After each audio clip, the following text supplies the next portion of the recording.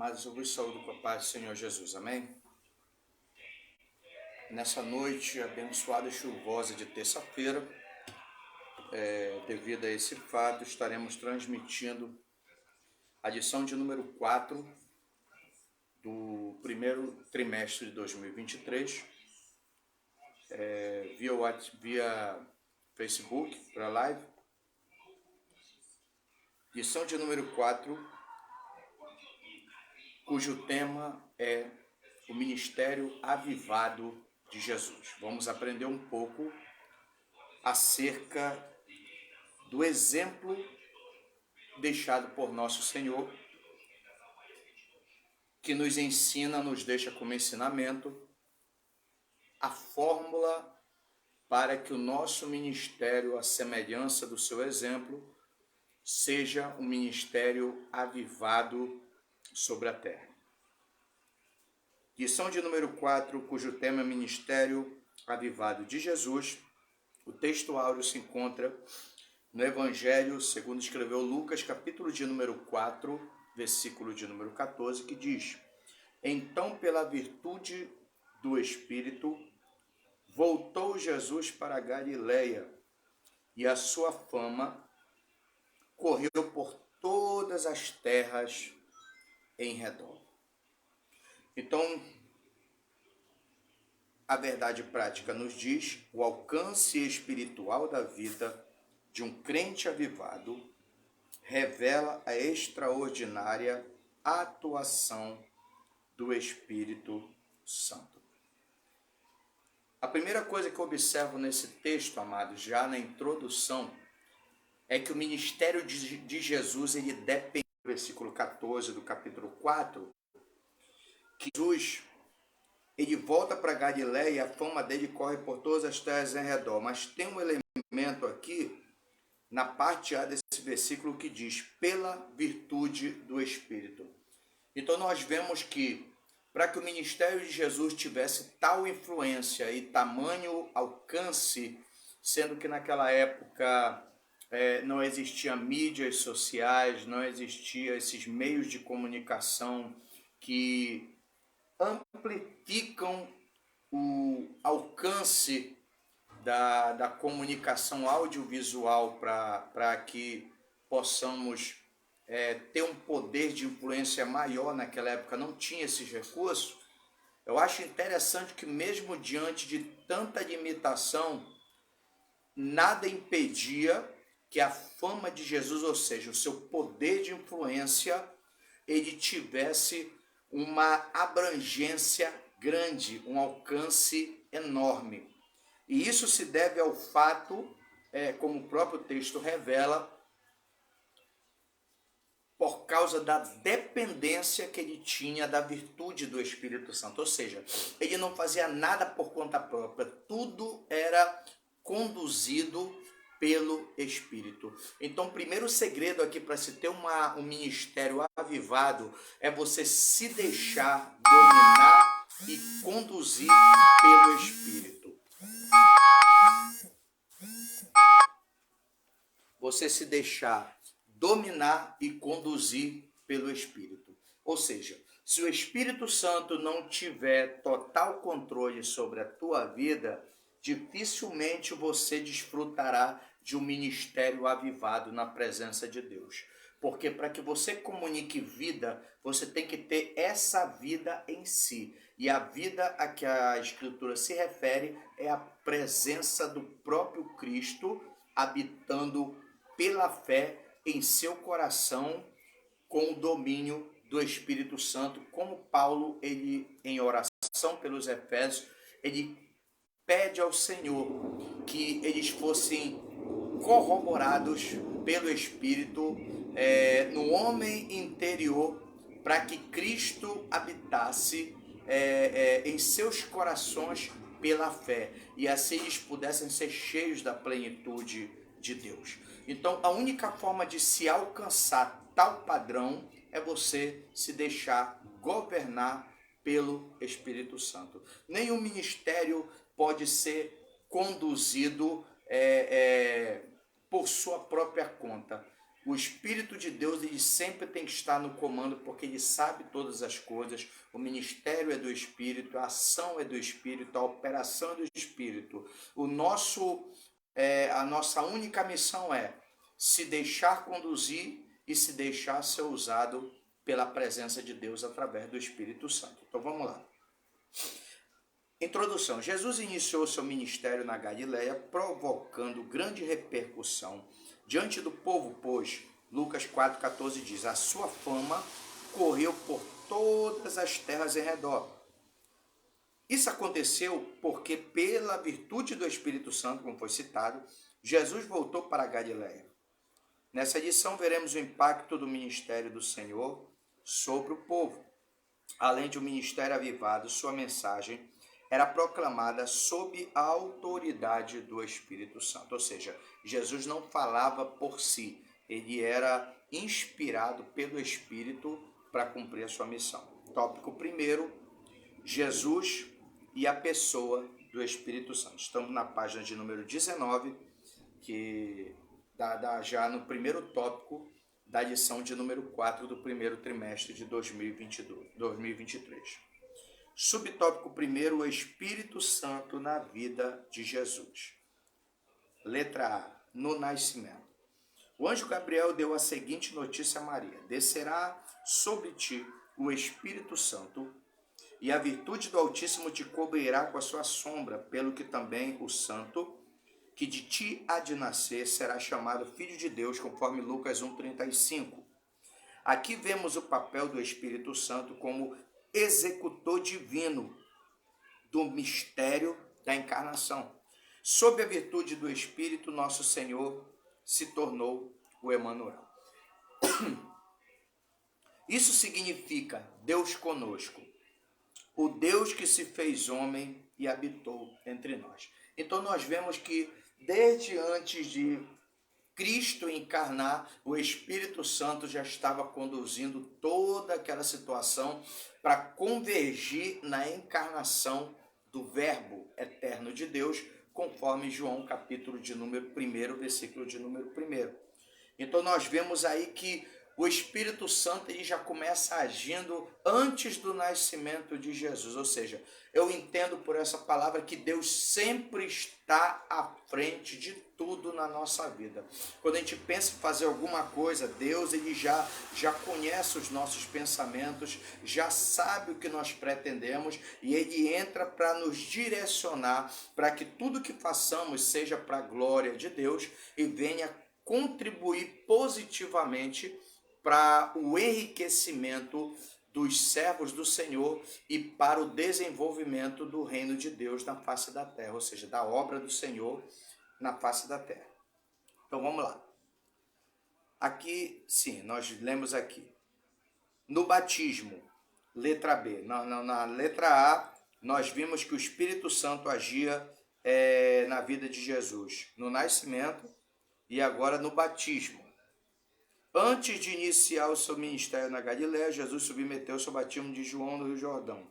Ao sair da água, viu o Espírito de Deus descendo como pomba e vindo sobre ele. E eis que uma voz dos céus dizia: este é o meu filho amado em quem me comprazo, conforme Mateus capítulo 3, versículos 16 e 17. Era uma manifestação indubitável da Santíssima Trindade, o Pai declarando Jesus como seu Filho amado, o Filho Jesus saindo da água e o Espírito Santo materializado em forma de pomba descendo sobre ele. Então você vê que teve um processo para que o ministério de Jesus pudesse alcançar tamanho avivamento espiritual. Avivamento é você tornar a dar vida, isso é comunicar a vida, é acender o que está apagado. Então, para que Jesus reacendesse a chama da esperança messiânica no coração do povo, ele teve que passar todo esse processo no nascimento anunciado por Gabriel, o anjo mensageiro de Deus, que informou que o nascimento do Messias, a concepção do Messias se daria com uma ação direta do Espírito Santo no corpo de Maria, no ventre de Maria. Jesus seria semeado no ventre de Maria através de uma ação direta do Espírito Santo, a virtude do Altíssimo a cobriria e seria gerado o Salvador. E no batismo, quando Deus havia dado pelo Espírito um sinal a João Batista de que aquele que seria o Redentor da humanidade seria confirmado no ato do batismo através de um sinal, e esse sinal seria o Espírito Santo se materializando em forma corpórea de pomba e pousando sobre aquele cuja escritura já havia prescrito que seria enviado para resgate nosso, para nossa redenção. Então nós vemos aí que todo esse preparativo foi para que o ministério de Jesus viesse ser bem-sucedido na sua execução. Na tentação, depois do batismo, Jesus foi conduzido pelo Espírito ao deserto para ser tentado pelo diabo. Mateus 4, versículo 1 diz isso. Ali experimentou o jejum de 40 dias e 40 noites, depois teve fome, conforme Mateus 4, versículo 2. Em todas as investidas satânicas, Jesus foi vencedor, usando a poderosa palavra de Deus. E a cada ataque, nosso Senhor respondia: está escrito. Assim fica claro que se o Senhor Jesus não tivesse a presença do Espírito Santo, o resultado de suas provações não seria satisfatório. Então, para que você tenha um ministério avivado, irmão, a tua vida tem que estar pautada na palavra de Deus e você tem que estar cheio do Espírito para encarar os desafios que vão se apresentar diante de você em meio a essa caminhada. Você vê que Jesus, ele propositalmente foi conduzido pelo Espírito Santo ao deserto com o objetivo de ser tentado pelo diabo. Então nós vemos que para que o ministério dê certo, ele tem que ser colocado à prova. Jesus teve que passar por essa fase, a fase da experiência.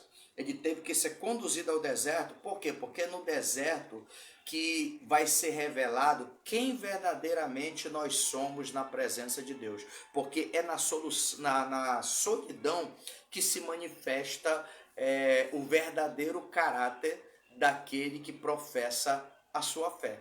Então é na hora da situação, da circunstância, é na hora da solidão é que nós mostramos quem verdadeiramente nós somos na presença de Deus. Então Jesus, ele pôde mostrar que ele estava perfeitamente capaz de exercer o seu ministério na presença do Pai, com a intenção de revelar o nome do Pai, como em outras ocasiões ele deixou isso bem claro, que ele veio para manifestar o nome do Pai. Então, para que isso acontecesse, era necessário que Jesus ele fizesse uso do instrumento que estava nas suas mãos, que é tanto o instrumento de defesa quanto de ataque, que é a palavra de Deus. Mas sabe o que eu acho interessante em Mateus 4? É que o evangelista ele faz questão de frisar que Jesus estava cheio do Espírito Santo. Lá em Lucas 4, também o evangelista ele menciona isso. Jesus, cheio do Espírito Santo, é conduzido para o deserto para ser tentado. Então nós vemos que Jesus tinha palavra, mas também estava cheio do Espírito Santo. Não adianta você ter palavra, não adianta você conhecer Bíblia, porque o diabo conhece melhor do que muitos crentes na face da terra, muito melhor do que muitos teólogos renomados por aí, a palavra de Deus, porque ele veio lá de cima, ele caiu lá de cima, ele foi expulso, aleluia, da presença de Deus, porque tentou usurpar o que não era dele, e ele conhece muito bem o Deus que nós servimos, e conhece muito bem a palavra do Deus que nós servimos. Então, só ter a palavra não basta, você tem que ser cheio do Espírito Santo, porque o que vai te dar suporte na hora da tentação é a presença do Espírito Santo e a palavra de Deus no teu coração. Em conjunto, a vitória é garantida. Por isso que a Escritura vai dizer: como purificará o mancebo o seu coração? Observando conforme a tua palavra. Você quer ter um ministério avivado? Você quer ser uma referência para outras pessoas? Uma referência de liderança espiritual? Esconde a palavra do Senhor no teu coração para você não pecar contra ele. Porque se a tua aliança com Deus estiver em dia e você estiver cheio do Espírito Santo, não tem demônio que se levante, que prevaleça contra a sua vida. Então, a única forma de você ter um ministério avivado é isso. É você estar cheio do Espírito Santo e estar munido da palavra de Deus. Porque a palavra de Deus é que vai te dar o suporte necessário e a presença do Espírito Santo na tua vida para que você possa vencer as tentações, as fases das provações, para que você possa exercer o teu ministério e o teu ministério seja um ministério avivado, um ministério vivo, um ministério aceso, um ministério que tem relevância, um ministério que tem um alto poder de influência, tudo para conduzir quem está em trevas para a maravilhosa luz do Senhor. Então nós vemos aqui a ação do Espírito Santo no nascimento, no batismo, na tentação, ou seja, em todos os momentos particulares de Jesus, o Espírito Santo esteve presente para conduzi-lo e direcioná-lo em sua preparação para o ministério público. Lembrando que aqui o ministério de Jesus ainda não estava em plena atividade, ele estava se preparando para começar a, de fato, desenvolver o seu ministério público. Agora vem aqui o Espírito Santo no subtópico 2, no ministério de Jesus. Já vamos falar agora do ministério público. Com cerca de 30 anos, Jesus iniciou seu ministério terreno depois de voltar do Monte da Tentação, no deserto da Judéia pela Galileia. Lucas 4, versículo 14 e 15. Logo depois da tentação, Jesus começa o seu ministério público. A leitura bíblica em classe dessa lição mostra que Jesus foi ungido pelo Espírito para evangelizar os pobres, conforme Isaías capítulo de número 61, versículo de número 1. Esta era a missão do seu ministério. De modo geral, nosso Senhor sabia que por causa de bens terrenos, os ricos deste mundo não se interessam pela sua palavra, conforme Mateus 19, versículos 23 e 24. Além disso, nosso Senhor foi ungido pelo Espírito para curar os quebrantados de coração. Só para explicar, quebrantados do coração são aqueles que têm um coração humilde, uma disposição para submeterem-se à vontade de Deus, conforme Salmo 34, versículo 18. Por isso, nosso Senhor veio tocar o coração dos homens. Ainda mais, ele também fez um convite aos cansados e oprimidos, conforme Mateus 11, 28, que diz: vinde a mim todos os que estão cansados e oprimidos, e eu vos aliviarei. Apregoou liberdade aos cativos, conforme João 8, 31 até o 36, e aos que estão sujeitos à escravidão do pecado, conforme Romanos capítulo 8, versículos 20 e 21. Deu vista aos cegos, conforme João 9, versículo 39 ao 41, e pôs em liberdade os oprimidos. Desse modo, o Espírito Santo atuava na obra do Salvador. Você vê que a missão de Jesus estava resumida lá nas profecias do profeta Isaías, no capítulo de número 61, versículos 1 ao 3. Então nós vemos que o primeiro fato que acontece nesse texto é: o Espírito do Senhor Jeová está sobre mim. Ou seja, ele estava embaixo da cobertura espiritual e da autoridade divina. Então nós vemos que ele foi capacitado para uma missão e ele estava sob uma liderança, uma coordenação espiritual, que era a unção do Espírito Santo que estava sobre ele, a presença do Espírito Santo que estava sobre ele. Então nós vemos que Jesus não estava por conta própria. Para que você entenda que como ter um ministério avivado é você entender que você não pode fazer nada por conta própria. No reino de Deus você tem como membro do corpo de Cristo, você deve obediência à cabeça que é Cristo. A cabeça é que dá o comando. Os membros apenas executam. O braço não pode executar um comando que não seja dado pela cabeça. Paulo deixa isso bem claro aos Coríntios no capítulo 12 da sua primeira carta, quando fala da igreja como membros interdependentes de um corpo místico, um corpo espiritual chamado corpo de Cristo. Ou seja, nós dependemos um do outro para nos completarmos e assim podermos executar as devidas funções que nós temos para desempenhar como membros do corpo de Cristo.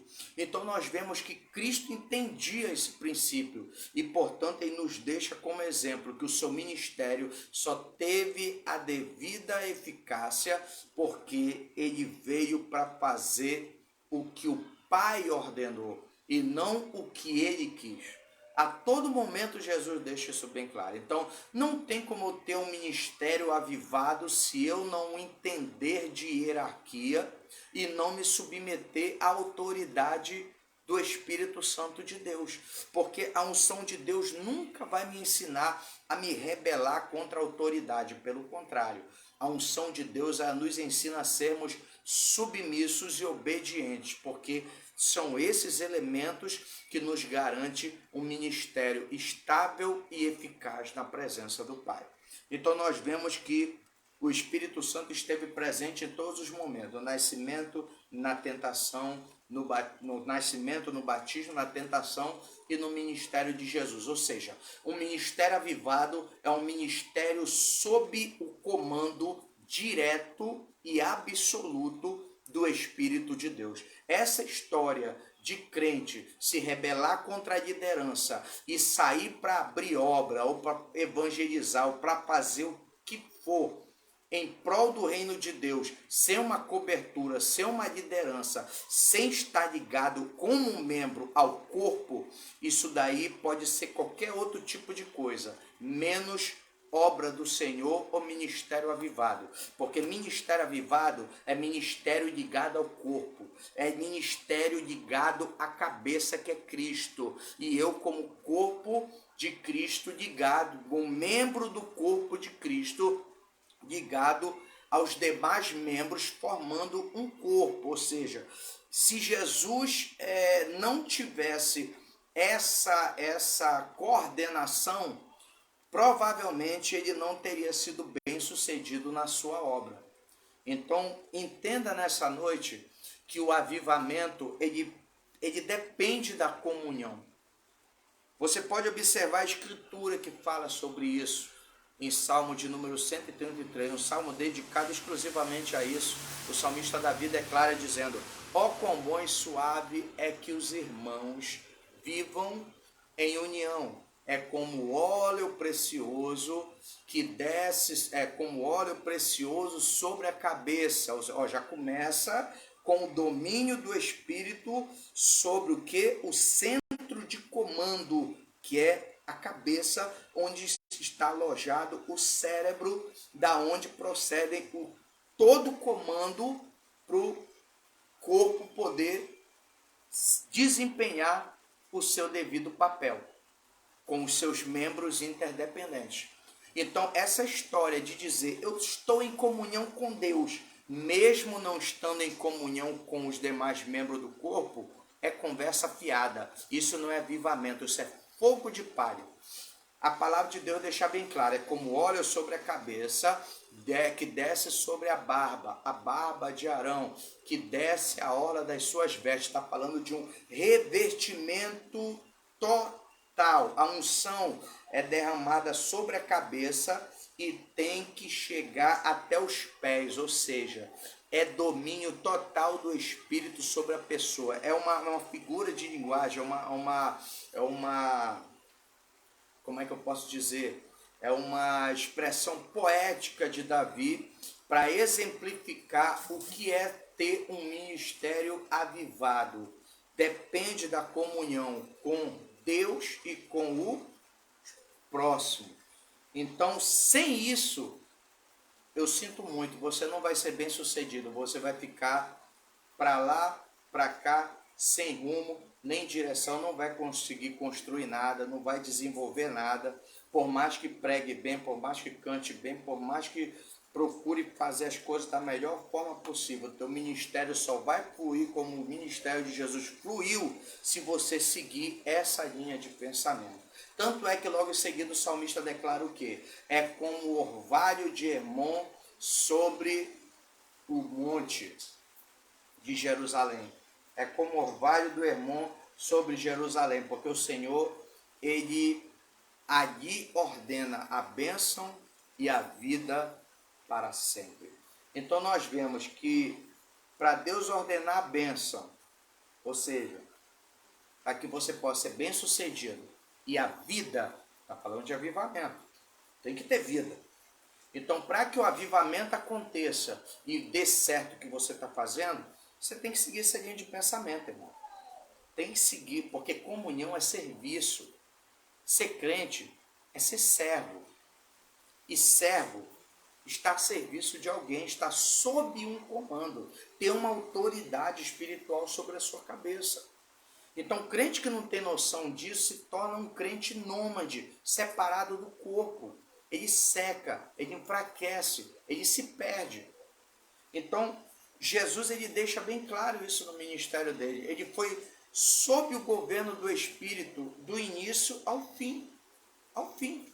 Por isso que o ministério dele teve tamanha influência. E até hoje o nome dele é citado. A palavra de Deus diz que ele alcançou um nome que é sobre todo nome. Todo nome. É só através do nome dele que nós temos vida.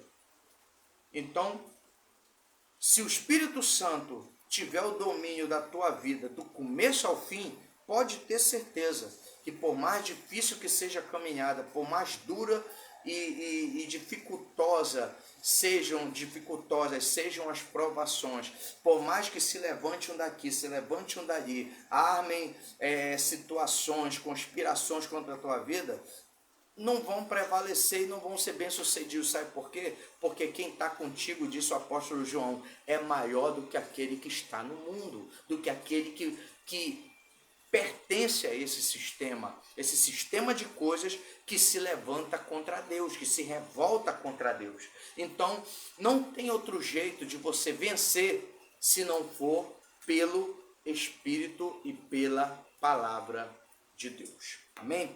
Tópico 2. Jesus e a oração em seu ministério. Outro elemento importante para você ser cheio do Espírito e a palavra de Deus ter eficácia na tua vida, tem que ter esse terceiro elemento aqui, oração. O valor da oração, subtópico primeiro. A oração do Pai Nosso aparece em duas versões nos evangelhos. A primeira em Mateus capítulo 6, versículos 9 ao 13, e a segunda em Lucas 11, capítulo 11, versículos 2 até o 4. Em Mateus ela se encontra no contexto do Sermão do Monte. Ali a oração do Pai Nosso não cumpre mera orientação litúrgica. Preste bem atenção. Ali a oração do Pai Nosso, é o que eu tenho deixado muito claro isso nas minhas ministrações. Ali, a oração do Pai Nosso não cumpre mera orientação litúrgica, mas revela o coroamento de um estilo de vida sem hipocrisia e exibicionismo religioso. Tem gente que usa a oração do Pai Nosso como se fosse uma espécie de amuleto que protege contra investidas do inimigo. A oração do Senhor, amados, ela revela justamente um padrão de ética comportamental de um adorador para com objeto do seu culto, que é Deus. O centro do culto é o Senhor. Por isso que a Escritura começa, Pai nosso que estás no céu. Aonde é que ele está? No céu. Ele está acima de tudo e de todos. Ou seja, fala de domínio universal. Pai nosso que estás no céu. Por que Pai nosso? Porque ele é o nosso genitor. Foi ele que nos gerou. Foi ele que nos criou. Foi ele que nos entreteceu no ventre da terra, como diz o salmista Davi no Salmo 139. Ou seja, no ventre materno. Foi ele que criou-nos e estruturou-nos para louvor da sua glória. Então, a ele nós devemos toda a nossa gratidão e toda a nossa adoração. Então você vê que é um padrão de comportamento, não é algo meramente litúrgico, como se fosse algo que você, quando fosse mencionar, ficasse mencionando de forma mecânica, como muita gente faz. Eu vou orar ao Senhor, vou orar ao Pai Nosso que está no céu, santificado. Aí vem aquele negócio mecânico. Aquilo ali é apenas uma referência para que você desenvolva os pontos principais, entendeu? Que tem que ser apresentados, mas de forma livre e espontânea na presença de Deus, com um diálogo aberto de alguém que tem intimidade com seu Criador. Então ali nada mais é do que uma instrução para que os discípulos aprendessem, a partir daquele exemplo, desenvolver uma relação que viesse o quê? Fluir com mais naturalidade na presença de Deus. Ou seja, a partir daí você aprende quem é Deus, aonde Ele está, o que Ele pode fazer por você, o que você precisa da parte dEle, quais são os atributos divinos. Você está entendendo? Então nós vemos que Jesus ele deixa isso bem claro nesse texto de Mateus 6, versículos 5 até o 9.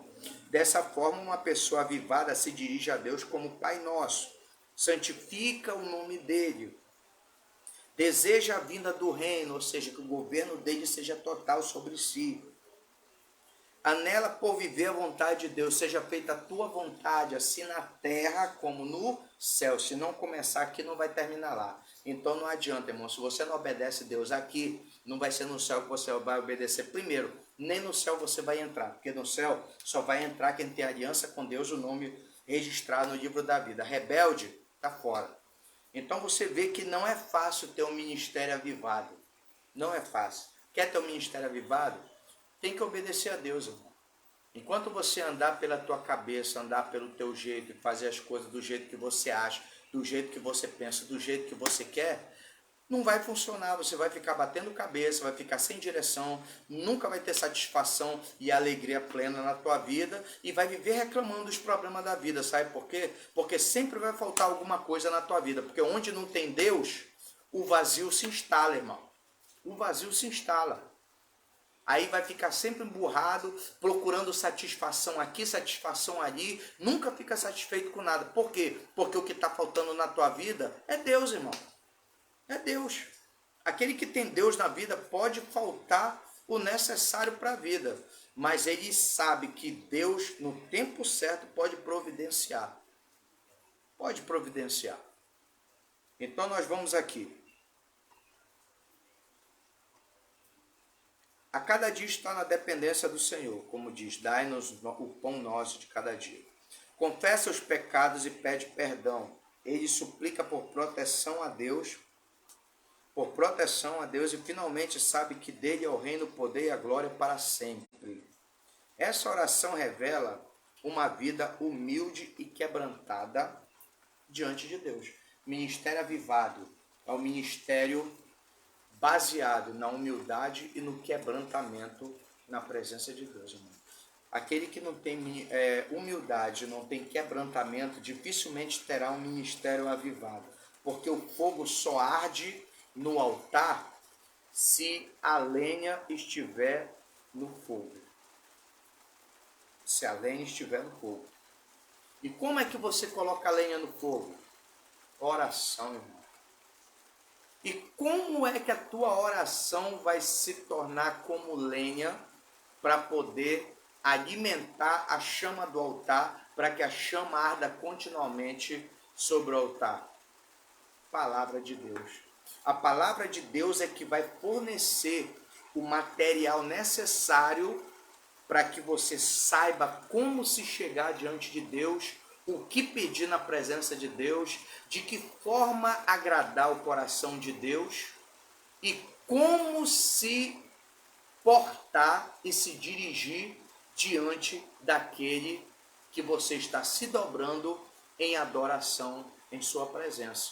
Então, voltamos de novo para a palavra. Sem palavra, não tem combustível para a oração. Então, crente que não lê Bíblia, não estuda, não busca, dificilmente se torna um crente de oração. E com isso, sem o combustível para manter a chama, para manter a vida espiritual acesa, o que é que vai acontecer? Vai enfraquecer até o ponto de apagar, ficar cheio de cinza em cima do altar e não vai poder oferecer sacrifício, porque para oferecer o sacrifício, a cinza do sacrifício anterior tem que ser removida e isso o sacerdote tem que trocar as vestes. Isso fala de renovação, porque Deus não é Deus de mesmice, é de coisas novas. Então, a roupa que ele ofereceu o sacrifício, ela tem que ser trocada por outra, pois ele vai tirar a cinza, vai levar para fora do arraial, depois voltar e trocar outra roupa, ou seja, cada ato é uma renovação. Então, é isso que a oração ela gera no coração de quem deseja ter um ministério avivado, é renovação. Sem a renovação promovida por uma vida de oração pautada na palavra, não tem como a chama arder continuamente sobre o altar. Aí aquele famoso crente que um dia está bem, outro dia está ruim, um dia está de pé, outro dia está caído, um dia está caminhando, outro dia está parado, não tem estabilidade. Por quê? Está faltando oração, está faltando palavra, está passando por um momento de privação da palavra de Deus. Está sofrendo com isso. Aí o que é que acontece? O ministério não tem como infundir o impacto desejado. Aí ele passa mais a reclamar da vida do que buscar soluções para vencer aquele momento de crise e adversidade na sua vida. Isso eu vejo acontecer todos os dias, irmão. Todos os dias. Crente reclamando da vida, crente reclamando que não está conseguindo, crente que está reclamando que quer parar, crente que está reclamando que não está mais aguentando. Irmão, quem tem ministério avivado tem intimidade com Deus. O que eu vejo de pastores e ministros que ao invés de dobrar o joelho diante de Deus para buscar uma solução, para colocar lenha no altar, para o fogo acender, vai para as redes sociais expor problemas que só Deus pode resolver. Agora imagina comigo, quem não conhece Deus, vê uma situação como essa e diz, se ele que é pastor, se ele que é obreiro, está nessa situação, e eu que ainda não conheço esse Deus que ele diz que é poderoso para fazer tudo muito mais abundantemente além do que pedimos ou pensamos segundo o seu poder que em nós opera. Irmão, é o que Jesus está ensinando aqui, o valor da oração. Sem a oração não tem poder, irmão. Sem oração não tem como você ter graça necessária, capacidade necessária para você conseguir enxergar as entrelinhas da palavra de Deus. Aí sabe o que vai acontecer? Você despenca da presença de Deus, enfraquece. Então Jesus ele tinha uma vida de oração, que é o segundo tópico que a gente vai ler agora. Subtópico 2, a vida de oração. Nos evangelhos podemos perceber várias ocasiões de oração no ministério de Jesus. Ele orou para escolher seus discípulos, olha bem, ele não escolheu por amizade, não escolheu por acepção, Ele não escolheu porque achou um mais bonitinho do que o outro, ou um mais inteligente do que o outro, ou um com a aparência melhor do que o outro. Não, ele passou uma noite de oração, conforme capítulo 6, versículos 12 e 16. Ó, fez uma oração de gratidão a Deus por se revelar aos humildes na ocasião do envio dos 70 discípulos, em Lucas 10, 21. Você está vendo? Mateus 11, 25 também, quando ele agradece: ó Pai, eu te agradeço porque tu ocultaste essas coisas aos grandes e sábios desse mundo e as revelaste aos pequeninos, porque assim te aprouve, ó Pai. Jesus se alegrou no coração e orou.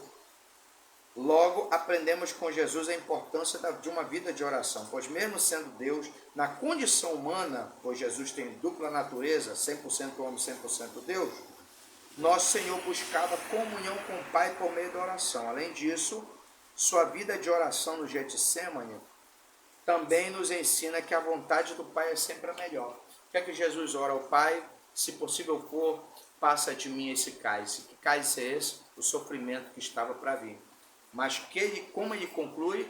Mas que não seja feita a minha, mas a tua vontade. Essa é a parte mais difícil de muitos crentes entenderem, que nem sempre a sua vontade ela é compatível com a vontade de Deus. Por isso a Escritura vai dizer que a vontade de Deus é boa, agradável e perfeita. Mas como é que eu faço para desfrutar dessa boa, agradável e perfeita vontade de Deus? Paulo dá receita, Romanos capítulo 12, versículo 1, começando com sacrifício. Rogo-vos, pois, irmãos, pela compaixão de Deus, que apresenteis o vosso corpo em sacrifício vivo, santo e agradável a Deus, que é o vosso culto racional. E não vos conformeis com este mundo, mas transformai-vos pela renovação da vossa mente, para que experimenteis qual seja a boa, agradável e perfeita vontade de Deus. Como eu vou transformar minha mente? Palavra de Deus. É isso aqui. É a palavra de Deus que tem que pautar minha vida, e não os conselhos e o conhecimento desse mundo, porque os sábios desse mundo, eles se autodestroem. O conhecimento desse mundo é um conhecimento destrutivo. A palavra de Deus é que é a verdade. É ela que vai me conduzir para a luz e para a liberdade da glória dos filhos de Deus em Cristo Jesus. Então, a única forma de eu nutrir ou desenvolver uma vida de oração na presença de Deus é me pautar na palavra do Senhor. O Senhor Jesus, ele nos deixa esse exemplo. A todo momento ele orava a Deus agradecendo justamente os momentos em que o Pai fazia com que os seus discípulos eles tivessem alcance do conhecimento divino. Estivesse ao alcance do conhecimento divino. Então nós vemos que para que você tenha um ministério avivado, você tem que ter uma vida de oração na presença de Deus. Porque se você não se preparar, irmão, fica difícil. Tem que ter oração. A oração tem que ser a base. Para você estar cheio do Espírito, você tem que estar em oração. Porque é na oração que você submete o teu corpo ao domínio do Espírito. Você faz o que Paulo falou, apresentando-se a Deus em sacrifício vivo, santo e agradável a Deus, que é o vosso culto racional. Culto é prestação de serviço sagrado a uma divindade. Quando você está orando, você está conversando com uma divindade, que é Deus. Então você está o quê? Se ligando ao mundo espiritual, ao reino de Deus, através dessa ponte chamada oração, que movida pelo Espírito, inspirada pelo Espírito e pautada na palavra de Deus, o Espírito Santo coloca as palavras certas na tua boca e te ensina a orar como convém. Por isso que Paulo diz que nós não sabemos orar como convém, mas ele nos ajuda nas nossas fraquezas e em alguns casos intercedendo por nós com gemidos inexprimíveis, quando não conseguimos expressar com palavras aquilo que nós queremos colocar diante de Deus. Tudo isso tem que ter palavra de Deus no meio, irmão. E tem que ter oração. Portanto, se você está passando por alguma crise, alguma dificuldade, alguma luta, algum momento de temor e de perigo, consulta a Deus, irmão. Vai buscar Deus. Dobra o teu joelho na presença de Deus, que Deus ele vai se revelar a você. Porque o Espírito Santo está aí, irmão, contigo. O Espírito Santo não está no céu, não. O Espírito Santo está aí contigo. Está com você e em você. Conforme a promessa de Jesus. O Consolador que ele enviaria em seu nome estaria conosco e em nós. Então, irmão, o Espírito Santo está aí. Ele só está esperando você procurar a pessoa certa, que é o Pai. Através de Jesus Cristo, pelo novo e vivo caminho, através do véu, com ousadia. Então te mobiliza, porque Deus quer avivar o teu ministério. Amém? Tópico de número 3. Então vimos o tópico 2, Jesus e a oração em seu ministério. E vimos o tópico 1, Jesus e a pessoa do Espírito Santo. Sem o Espírito Santo, sem a palavra e sem a oração, não tem como obter um ministério avivado. Vida na unção do Espírito, tópico 3. Com unção, nos referimos a uma vida de serviço sob a confirmação do Espírito Santo. A semelhança da atuação do Espírito no ministério de Jesus, conforme Lucas 4, versículo 8. Subtópico 1, a unção do Espírito na vida do obreiro. Vamos falar dos obreiros. O obreiro tem muitas atribuições na obra do Senhor. Ele exerce a liderança administrativa, a atividade do ensino e alguns até mesmo da música cristã. Por isso é muito fácil essas atividades caírem na rotina e se tornarem meramente burocráticas. Mas o obreiro ungido sabe que o Espírito Santo renova as suas forças, não permite que veja a obra do Senhor com mero olhar humano e de maneira graciosa vê a confirmação do seu ministério quando o Senhor salva vidas por meio de uma pregação ungida, de um ensino dirigido pelo Espírito. Quando crentes, por meio de uma pregação ungida, quando crentes mudam a atitude por causa de um ensino dirigido pelo Espírito. Quando há edificação espiritual, por meio de um louvor bem executado na presença de Deus, conforme 1 Coríntios 14, versículo de número 26. Tudo seja feito com decência e ordem. Mas todo esse bem do Senhor, inevitavelmente, é acompanhado de uma vida piedosa. Irmão, não adianta você ter o maior preparo que você tiver, você pode cantar de uma forma angelical, irmão. Tua voz pode ser maravilhosa, você pode cantar muito bem, você pode ser o maior ensinador, o maior pregador, você pode desempenhar o teu papel da melhor maneira possível, mas se o teu desempenho ministerial não for pautado em uma vida piedosa na presença de Deus, não adianta.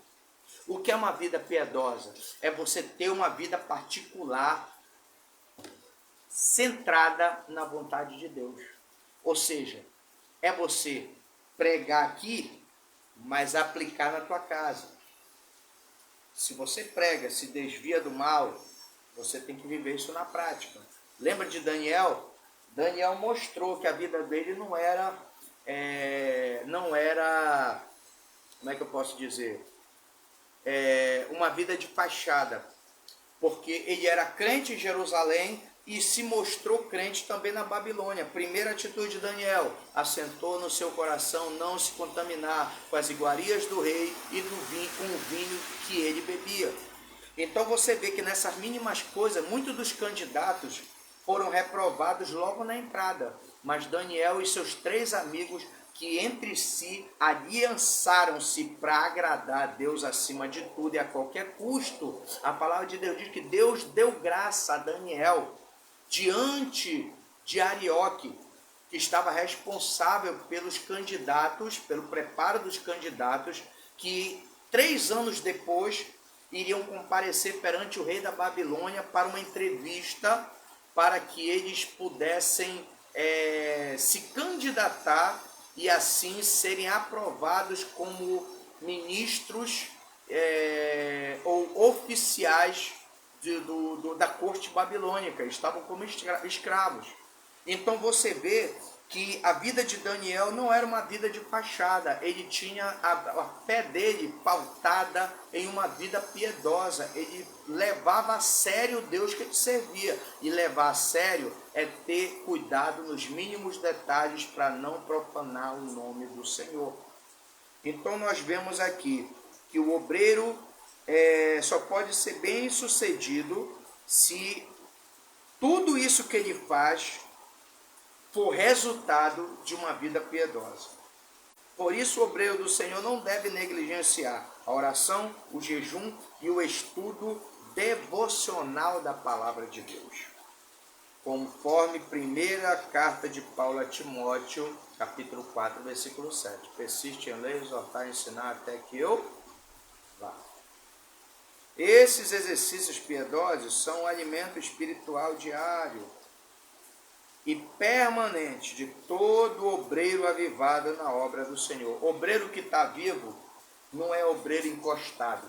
Obreiro vivo é aquele obreiro que está ligado em tudo, em todas as necessidades possíveis da igreja, e está sempre pronto para prestar um serviço de qualidade. É aquele obreiro que está preparado para tudo, que não espera o pastor mandar aprender a cantar para poder louvar, aprender a cantar para poder entoar os hinos ao Senhor, aprender a pregar para poder, no dia que o pastor esteja fora, ou esteja doente, ou esteja com algum problema e precise se ausentar, possa contar com um obreiro que está, como diz a Escritura, aprovado. Então, você vê que o obreiro avivado, ele não espera pelos outros, ele se adianta, porque quando surgir a oportunidade, ele já vai estar preparado para assumir a posição que Deus lhe confiar. Quer que Deus promova o teu ministério? Então, irmão, se prepara. Se prepara. Tem muita gente que não se preocupa em estudar, que não se preocupa em ensaiar, que não se preocupa em se adiantar e quer oportunidade nas igrejas, quer cantar, quer pregar, quer ensinar, quer revelar, profetizar, fazer uma série de coisas que ele, na sua vida particular, não se preocupa em se preparar. Aí depois vem dizer que o ministério é avivado. Irmão, o ministério avivado é um ministério que tem a constatação do avivamento. E a constatação vem quando tudo acontece com naturalidade, nada forçado. Nada forçado. Tem obreiro que força a barra.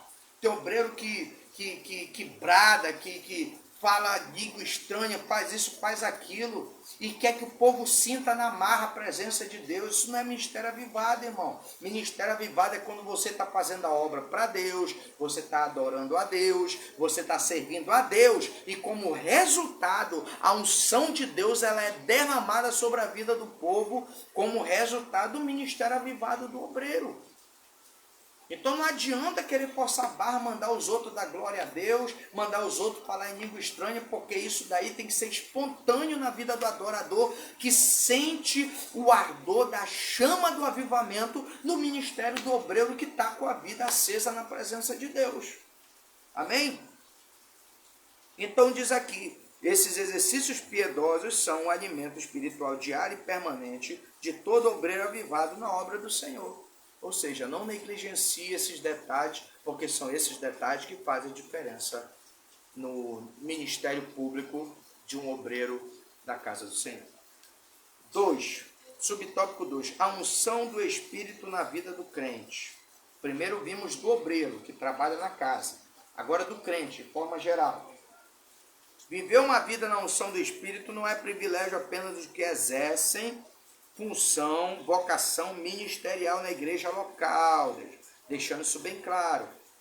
A palavra de Deus diz que nós somos o sacerdócio real, chamados para anunciar as virtudes daquele que vos chamou das trevas para a sua maravilhosa luz, conforme 1 Pedro 2:9. Primeira carta de Pedro, capítulo 2, versículo 9. Mais precisamente, Deus chamou cada crente a comunicar o evangelho em todos os lugares em que seus pés tocarem, conforme Mateus 28:19 e Efésios 6, versículo 15. Então isso é uma obrigação de todo crente, não é só o obreiro que está em atividade na casa do Senhor, que tem vocação ministerial, que tem responsabilidade de orar, de estudar a palavra, de descer na presença de Deus em adoração. Não, irmão. Isso daí é obrigação de todo crente que é membro do corpo de Cristo. Isso daí é todo crente, ou seja, a responsabilidade não pesa só na costa do pastor, não pesa só na costa da dirigente do círculo de oração, não pesa só na costa dos obreiros da casa do Senhor, não, irmão.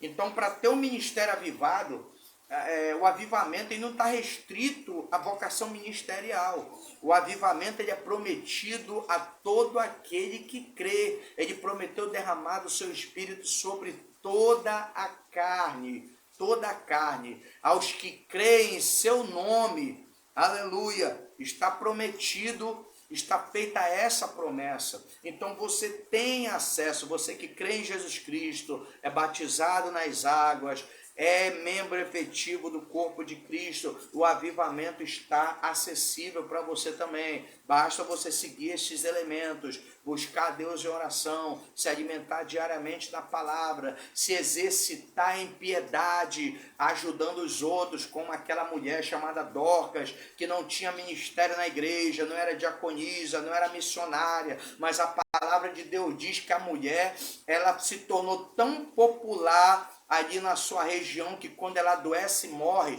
toda a população manda chamar Pedro lá em Jope, para que Pedro viesse orar para que Dorcas ressuscitasse. Isso mostra que não é o nome que faz a pessoa, é a pessoa que faz o nome, filho.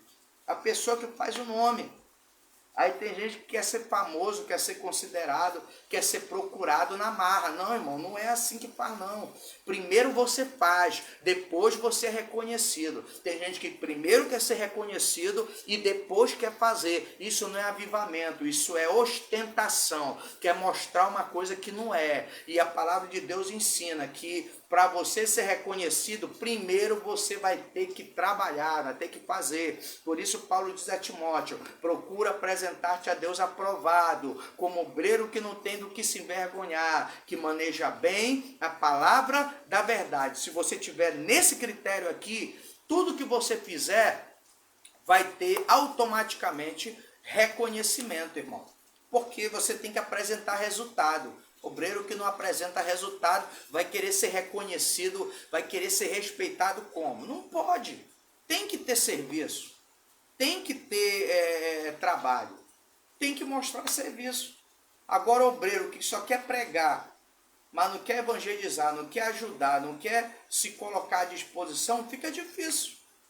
Aí depois quer ser considerado, quer estar com o nome no cartaz, com a foto no cartaz, quer aparecer, quer isso, quer aquilo outro. Não, irmão. Jesus não precisava de nada disso. Não tinha as mídias sociais da época. E ele não precisava estar avisando, vou chegar em tal lugar, se prepara aí que vai ter muito milagre, vai ter muita unção, vai ter muito poder, vai ser uma explosão de glória. Não. Jesus, quando ele ia para um lugar, a palavra de Deus diz que a fama dele, como a palavra introdutória mencionou aqui, chegava antes dele. Quando ele chegava lá, o povo já estava reunido para ouvir a palavra e serem tocados por ele, para serem curados, para serem libertos, para serem receberem o milagre da parte de Deus. Mas palavra de Deus, ensino do reino em primeiro lugar, irmão. Então, Jesus, para conquistar o nome que conquistou, ele trabalhou, irmão. Ele trabalhou. Ele buscava o Pai em oração pelas madrugadas, se estruturava na palavra de Deus para poder ter o avivamento na vida dele, para poder comunicar a vida. A ponto de quem tocasse nele, a virtude saísse e curasse, como no caso da mulher hemorrágica, da mulher do fluxo de sangue. que tocou na orla das vestes de Jesus, e a virtude que estava na vida de Jesus passou para ela, estancando instantaneamente o fluxo do seu sangue e curando-a instantaneamente na presença de Deus. Então nós vemos que tudo isso é resultado de trabalho.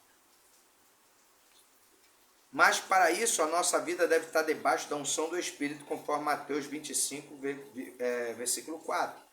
Então exerceremos influência poderosa em nossa família, na faculdade, no local de trabalho ou em qualquer esfera da sociedade. Assim seremos testemunhas poderosas de Jesus sob a unção do Espírito, conforme João capítulo 14, versículo de número 26. Conclusão. Nessa lição vimos que o Senhor Jesus teve um ministério avivado, porque foi ungido pelo Espírito Santo. Ora, se o Senhor Jesus, sendo Deus, foi ungido pelo Espírito Santo para desenvolver o seu ministério, por que conosco seria diferente? É a pergunta que fica, né, irmão? Vivamos, pois, uma vida de serviços na causa do Mestre, de modo que o Espírito Santo confirme a nossa vocação. E eu encerro com a seguinte palavra lá de Mateus, capítulo de número 19. O Filho do Homem não veio para ser servido, mas para servir e dar a vida em resgate de muitos. Quer que teu ministério seja avivado? Então dá a tua vida pelo reino de Deus. Faça como João Batista, se for precisar perder a cabeça pelo reino de Deus, perca, porque o teu testemunho vai perdurar eternamente, porque quem agrada a Deus até as últimas consequências, conquista memorial na sua presença, não é esquecido. Então, irmão, ministério avivado é ministério de impacto. Você quer ter impacto? Trabalha para isso. Cava poço, vai orar, vai ler Bíblia, vai te consagrar para Deus. O resultado você vai ver quando você entrar em ação. Amém? Então vamos agradecer ao Senhor nessa noite, porque para ter um ministério avivado tem que estar na unção do Espírito, tem que ter Bíblia e tem que ter uma vida de oração. Amém? O Espírito Santo esteve no nascimento de Jesus, no seu batismo, na tentação e no seu ministério, e da mesma forma está conosco em todos os momentos da nossa vida. Amém? Deus, eu quero te agradecer, ó Pai, nesta noite e pedir ao Senhor um avivamento poderoso, Senhor, sobre a vida daqueles que acompanham por esta live estes ensinamentos. Deus, a tua palavra nos ensina que é o conhecimento da verdade que liberta. Por isso, ó Deus, o teu filho não usou outra coisa a não ser a tua palavra para exercer o seu ministério avivado sobre a terra. Pois ele veio para resgatar aqueles que estavam perdidos. Pois o Filho do Homem não veio para ser servido, mas para servir e dar a sua vida em resgate de muitos. Portanto, ó Pai, que esta seja a mesma motivação que nos leve ao ministério avivado na tua presença. Servir e dar a nossa vida em favor do teu reino e da tua palavra, do teu evangelho. Portanto, seja conosco, meu Deus. Abençoa cada obreiro, levanta os caídos, renova os enfraquecidos. Estrutura, Senhor, a tua igreja. Raishui de calabastu de la raste. E que o teu Espírito, Senhor, Venha munir o teu povo com o armamento necessário para vencer, ó Deus, toda e qualquer fortaleza que se levante contra o teu conhecimento, capacitando-nos a levar-nos cativo todo conhecimento à obediência de Cristo, e que sejamos o próprio exemplo de obediência. Por meio da nossa obediência, vinguemos toda desobediência, como diz Paulo aos Coríntios na sua segunda carta. Portanto, ó Deus, seja conosco e nos abençoa, Senhor, para a glória do teu nome nós oramos e te agradecemos. Amém e graças a Deus. Amados, próxima lição, na próxima terça-feira, culto de avivamento e ensino, estaremos, se Deus quiser, com culto presencial, a chuva não cessa. Culto presencial na próxima terça-feira, ministrando a lição de número 5, cujo tema é o avivamento na vida da igreja. Amém? Não perca, vai ser bênção para a glória do nome de Jesus. Assim, eu agradeço a oportunidade em nome de Jesus. Que a graça de nosso Senhor e Salvador Jesus Cristo, o grande amor de Deus e a comunhão do Espírito Santo seja com todos hoje e para sempre. Amém e graças a Deus.